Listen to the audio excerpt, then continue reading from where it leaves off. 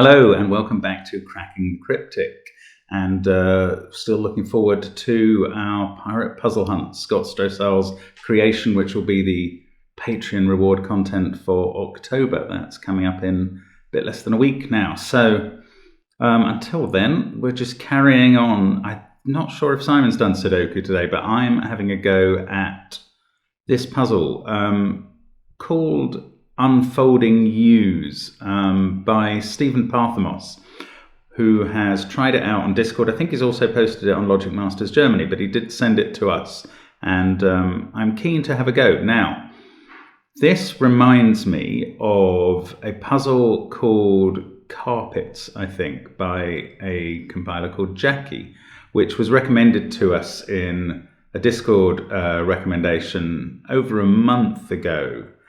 And actually, a bit of history. I did try that puzzle, and although the Discord guys had said it was quite easy, I either didn't finish it or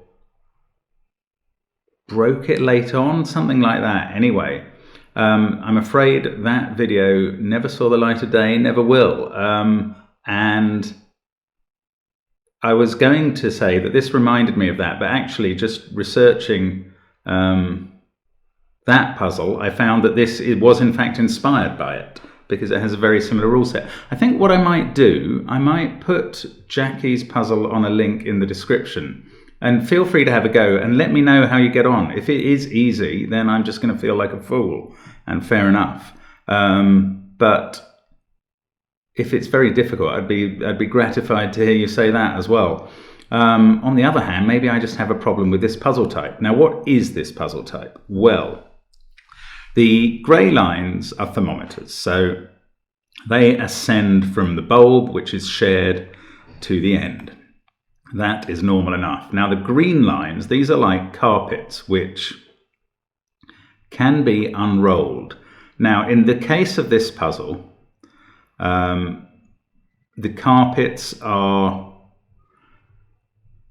centered on, well, they are all U-shaped, and the center of the U, so this digit for this carpet at the top, indicates the center of the carpet, and it can unroll out from the center in the sense that this digit can unroll out into this cell where it must be the same. So if this is a 2, no, say a 5, because that could work, then this would be a 5, because this carpet, this green line, can effectively unroll, so it looks like that, and it will still be the same. So this digit is the same as this one, this the same as this one. For these carpets, they unrolled 2 digits out, so those 2 will be the same as those 2 in order.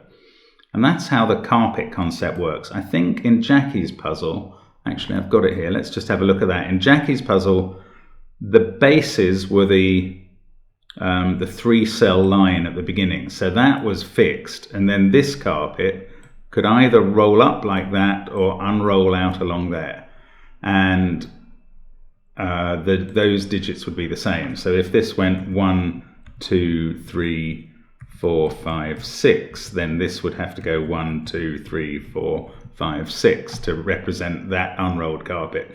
So again, the base was there, there, and there.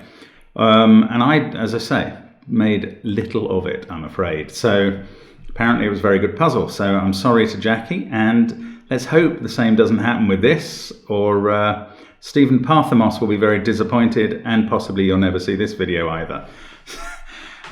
Do have a go at the puzzle. I mean, we'll see. I think this looks attemptable. It's got quite a lot of information, but who knows? And I'm going to try now. So let's get cracking finally.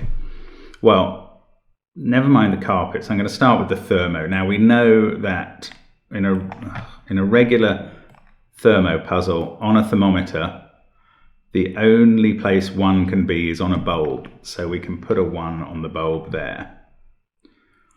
Oh, the digits in this central box are very enlightening, because, yeah, that's good. What can be here and here? And certainly not 8 and 9, which have to be in the last 2 digits of any thermometer they're on. So we can put 8 and 9 in those cells. These must be 2 and 5.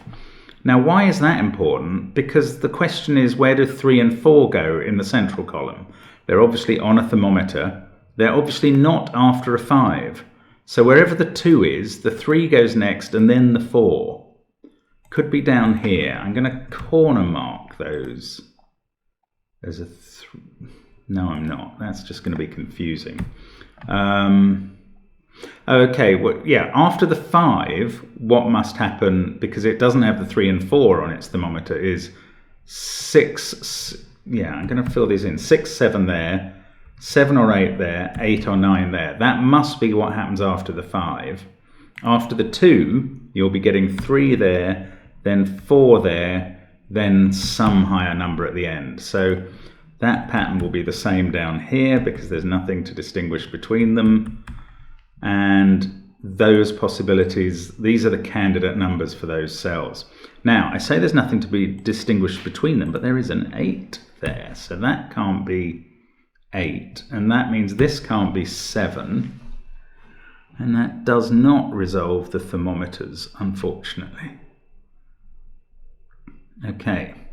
Now I think we are going to have to consider the carpets, the U's. Yeah, if... Oh, I see. Okay, I virtually showed it at the beginning. Yes, that's very interesting. This cell unrolls out to be the same as this cell if you extend that line up there. But that cell is also where this cell unfolds to. So these 3 have to be the same digits. I'm going to colour those blue.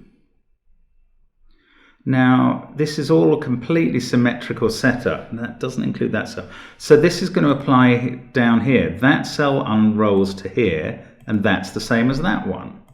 Let's make those red. This one to there. That's the same as that one. This to there, which is the same as that one. Okay, so we have 4 sets of triples.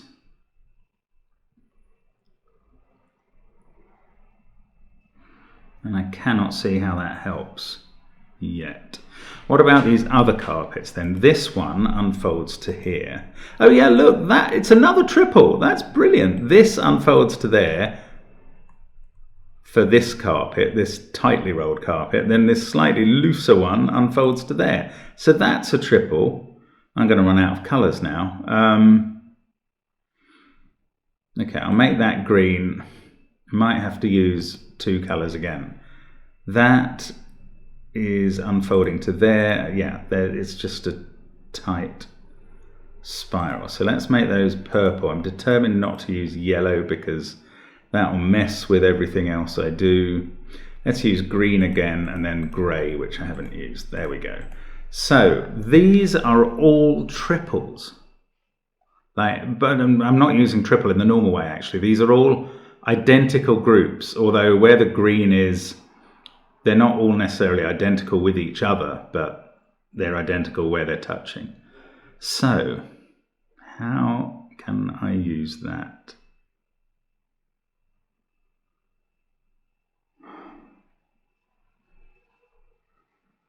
I suppose, yeah, for instance, in the green, they can see green cells. I'm sorry, I'm taking these 3 greens. They can see 3, 9, 6, 7, 4. Actually, so can the orange see all of them. And the orange can see 1 as well. But the greens could be 1, 2, 5, or 8. And the orange is the same, but not with the 1, so 2, 5, or 8. This could be 2 or 5. It's not that useful. I thought it would be better. How about some regular Sudoku? 3 and 3 puts 3 in one of those 2. Okay, there's quite a few 3s, and that is interesting. Yes, I see. Look, where does 3 go on the bottom row? That's the way to look at this. Because of that pencil mark 3, or rather because those 2 3s are ruling out those spaces, It doesn't go there. Clearly doesn't go here or here because of these 3s. What about the purple? Well, the purple is the same as that, and that can see a 3. So it's not there. So 3 must be in one of those 2 cells in the bottom row. Yeah, and again, 3 can't be in green because that green would see that 3. It can't be in grey because that 3 would see that 3. So 3 is in one of these 2 cells in box 8 now, and therefore not there, and we can place a 3 in the grid, our second placed number.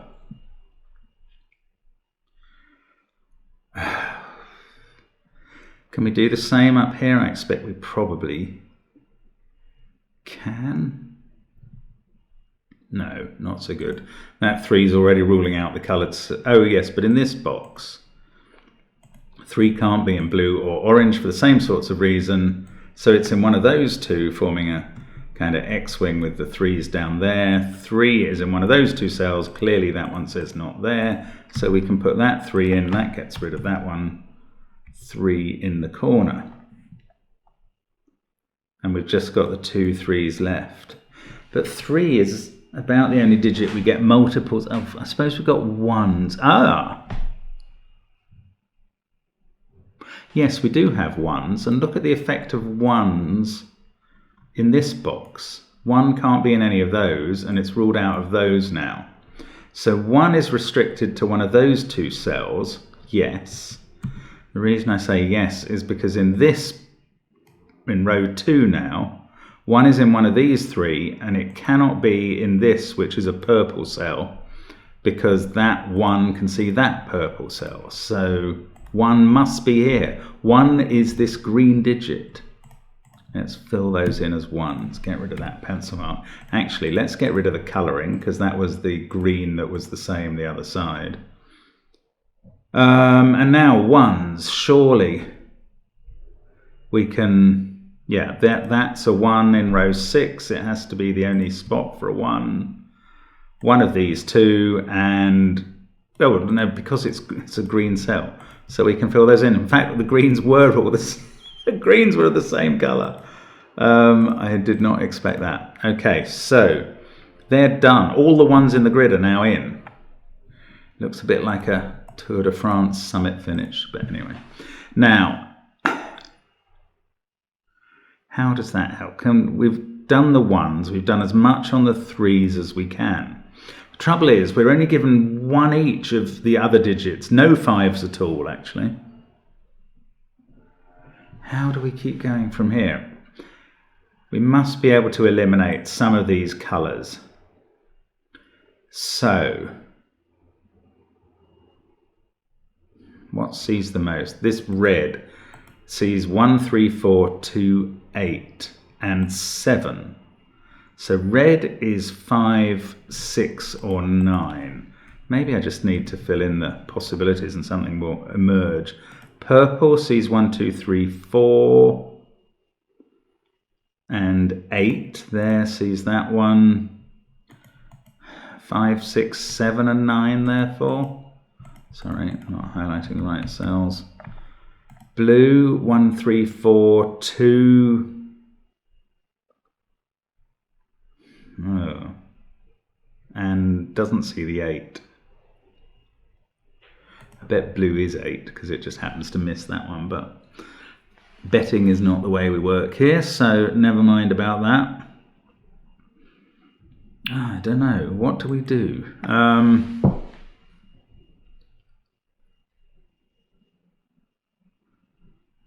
Maybe we need to use this thermo a bit more. Oh yes, one of these sides has to be 2, 3, 4. That's going to make this stuff quite difficult. Yes, 2, 3 and 4, if I was to assume that these 3 cells were 2, 3 and 4, with 2 here, that 2 would see both purple and grey. 3 and 4 here would also see both purple and grey. Both purple and grey couldn't be 2, 3 and 4. They also can't be 1, which sees them both there, 7 and 6, 8 or 9. So they both have to be 5, and that is not possible. So the 2, 3, 4 is not down here, it's up at the top. Oh, that's nice. So 5, 6, 7, and 8 and 9 must be out the ends. This one can't be 6 now. The red cannot be 6. Oh, it can't be 5 either. 5's looking at that red, 6 at that one. So the reds are 9s.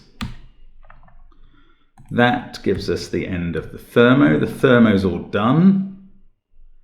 This is 2 or 5. 9's up here somewhere. And we've got lots of digits to see the ramifications of now. So the central box is finished. 2, 4 and 6 here. So the grey and purple are from 2, 4 and 6. And they can't be 6 because they're in that box. So they are 2 and 4. So that's the 6 there, 2 and 4. Do I know what order they're in? No, I absolutely don't. Okay, but that's not a 2 anymore because we've got 2 and 4 in the box. So 3 goes there. That's not 3.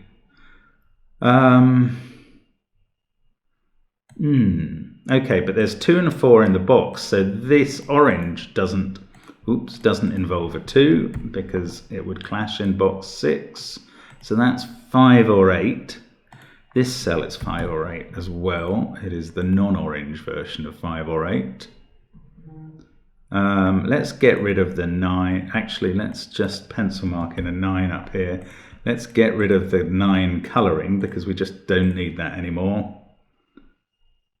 Okay.